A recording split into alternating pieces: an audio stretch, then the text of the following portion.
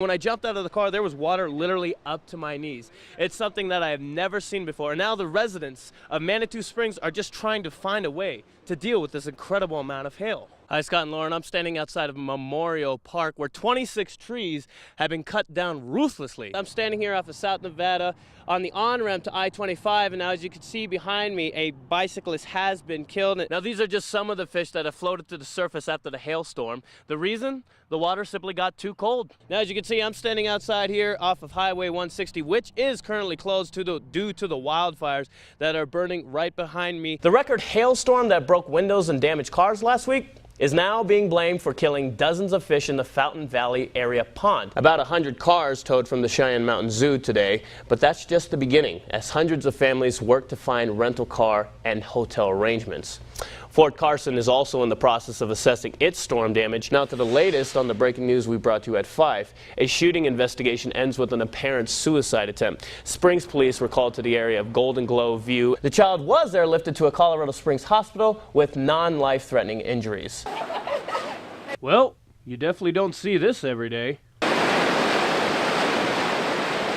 Water was coming down that street with the mud and everything, and it flooded that whole section in there with mud and hail. Hectic and eventful are certainly two words that one could use to describe the massive amounts of hail and rain that caused flooding in downtown Colorado Springs and in downtown Manitou Springs. It's been a long time since we've been hit with this much water in such a short period of time, and that became a real concern for us.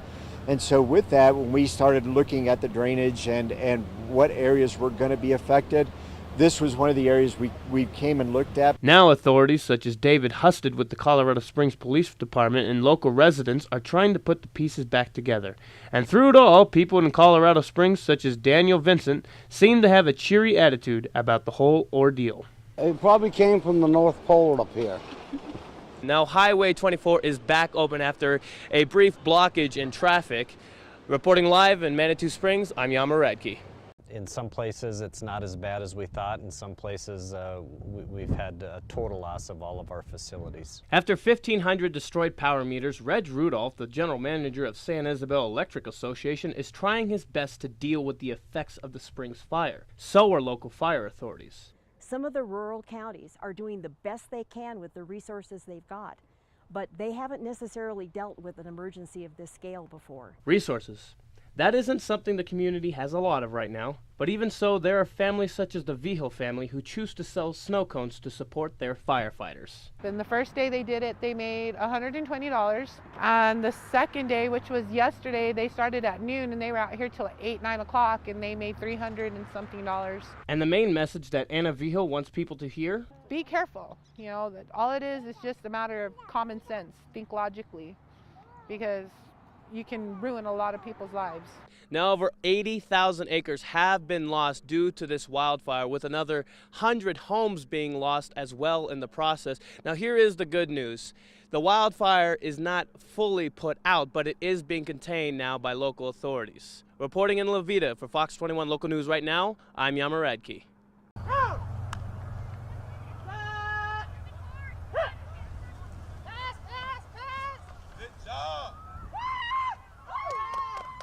Hey, who says girls can't play football? Common misconception. They're girls. They're just out there running around, just playing for the love. They're playing just because they can play, but they actually are a really good football team. And you better believe that they know what they're doing and are fully capable of handling the technicalities of football and the punishment that comes with it. Well, I get my biggest yardage through sweeps, so that's kind of like my favorite. Lately I've been I'm loving to go through the hole. Go through the hole, one of the more punishing places on the football field. But that is the mentality for the Colorado Thundercats, an all-women's football team who are a part of the Women's Football Alliance. Fearlessness, with nicknames such as Slim, Bronco, and Smash. And head coach Demario Pruitt couldn't be more proud of his team. It was actually interesting watching them develop and their competitive juices come out. So that's probably been the most rewarding thing, actually seeing people develop. Of our 7 rookies, we had 3 make All-American, which is amazing for their first time ever playing. Out of the 15 players that are on the Thundercats, 7 of them had never played football. I didn't get to play growing up. You know, back when I was younger, it wasn't really more socially acceptable, even though I could have physically.